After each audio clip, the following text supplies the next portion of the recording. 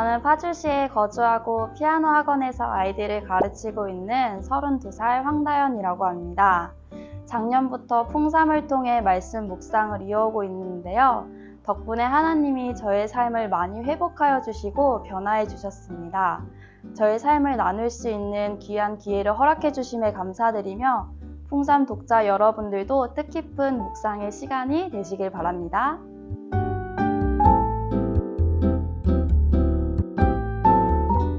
오늘 말씀은 예수님의 치유 사역을 소개해주고 있습니다. 한 관리가 예수님께 절하며 말합니다. 내 딸이 방금 죽었사오나 오셔서 그 몸에 손을 얹어주소서. 그러면 살아나겠나이다. 관리의 간절한 요청에 예수님은 그의 집으로 떠나십니다. 가는 도중에 12해 동안 혈루증을 앓던 여자가 예수님의 겉옷을 만집니다. 그녀는 예수님의 겉옷만 만져도 구원을 받겠다는 믿음을 보여줍니다. 그 결과 예수님은 그녀의 믿음을 보시고 구원을 허락하십니다. 당시 혈루증이란 병은 부정한 병으로 그 사람이 만지는 것은 모두 부정한 것으로 여겼다고 합니다. 예수님이 부정한 존재로 오해받을 수 있는 충분한 사건임에도 예수님의 치유 사역은 멈추지 않으십니다. 예수님은 관리의 집에 도착하셔서 죽어있는 그의 딸을 살려주십니다. 이로 인해 사람들 사이에서 예수님의 명성이 높아지는 것을 볼 수 있습니다. 예수님이 떠나는 길에 2명의 맹인이 소리 지르며 따라옵니다. 다윗의 자손이여 우리를 불쌍히 여기소서 라고 부르며 도와달라고 외칩니다.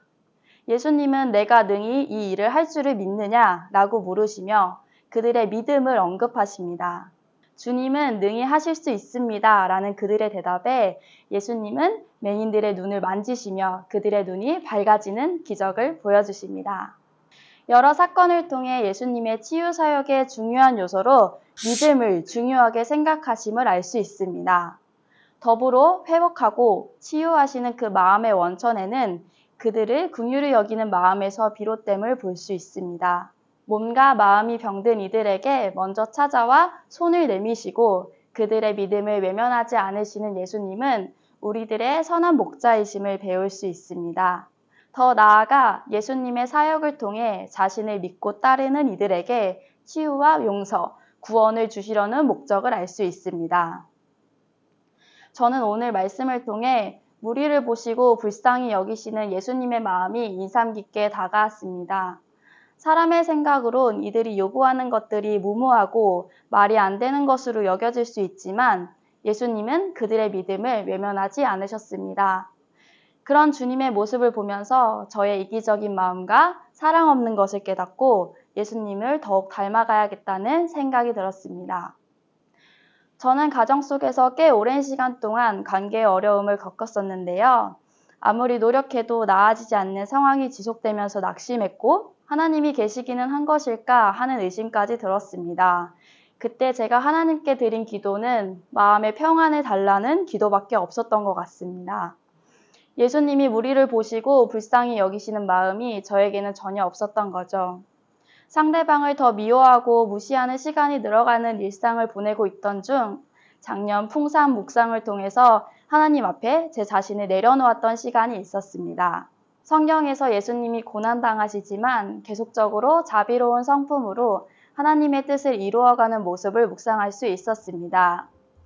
나는 잘못이 없는데 왜 용서를 구해야 하지? 라며 불편하고 힘든 이 관계를 그만하고 싶은 심정이 있었지만 하나님은 저에게 먼저 변화하라는 메시지를 주셨고 고통과 인내의 시간을 겪고 난 후에야 하나님이 주시는 회복과 평안을 누릴 수 있었습니다. 이기적인 저에게 이웃을 돌아보게 하시는 마음을 허락해 주시고 상대방이 예수님을 간절히 만나길 소망하는 마음으로 다가갔더니 부정적인 마음은 어느새 사라져 버렸습니다. 풍삼 독자 여러분, 예수님은 우리의 형편과 상황에 관계없이 회복의 능력이 있으신 분입니다. 우리들이 간절히 원하는 믿음만 있다면 주님은 놀라운 기적을 베풀어 주실 것입니다. 이런 주님이 우리가 믿는 하나님임을 감격하며 감사하는 하루가 되길 바랍니다. 샬롬.